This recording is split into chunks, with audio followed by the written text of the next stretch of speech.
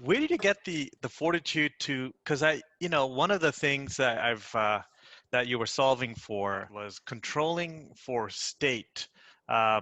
Was a very difficult problem, especially when you added a new machine to the network and a very static topology. You had to, whether it was access policies or port security stuff or whatever, VLAN stuff or other things. And did you were you in a data center where you had to manually go and do stuff physically?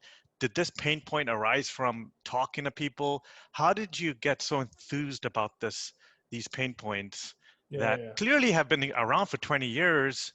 Yes, the internet forced that, but it could have been solved 20 years ago. So what enthused you about these things?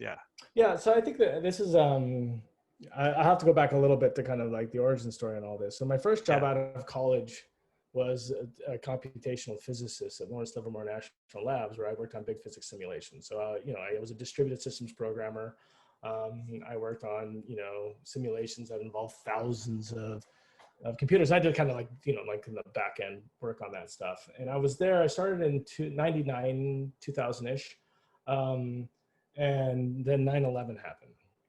And so, I was in basically the weapons program, so I had all the clearances, but like the threat environment changed, right? Like in the age of, the war on terror, quote unquote, they're far more interested in kind of intelligence work than nuclear weapons.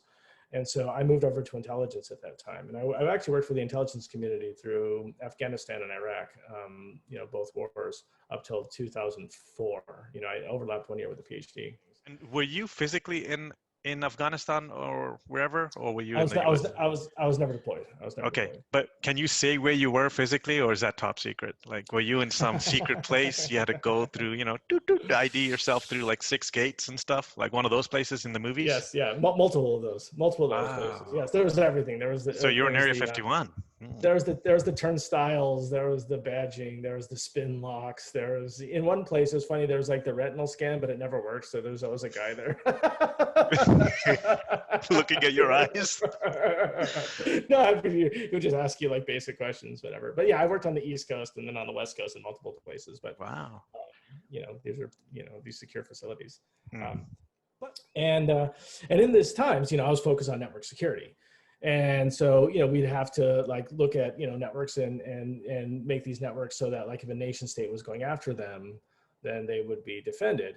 And what was crazy to me as a distributed systems guy, there was no way if I wanted to kind of impose kind of my belief in how the network should be. Let's say I had like some idea of the policy a network should enforce, right? An idea of like a way it should act. There's no way for me to program it to do that. The only way is I'd have to tell a bunch of network administrators, and they'd go kind of configure it. And to me, what was like, it was just so bizarre. Like, what a terrible way to build a system, right? So that's like saying like, okay, I'm going to build a big distributed system, but in order for it to change what it does, you have to have a whole people go and configure it, right? The interesting thing is so then, I got into the PhD, and then the question was like, why is it that like we can buy all this networking gear for all this money from like Cisco or Juniper or whatever, but like I can't program it like a programmer would? And the answer was the architecture is just wrong.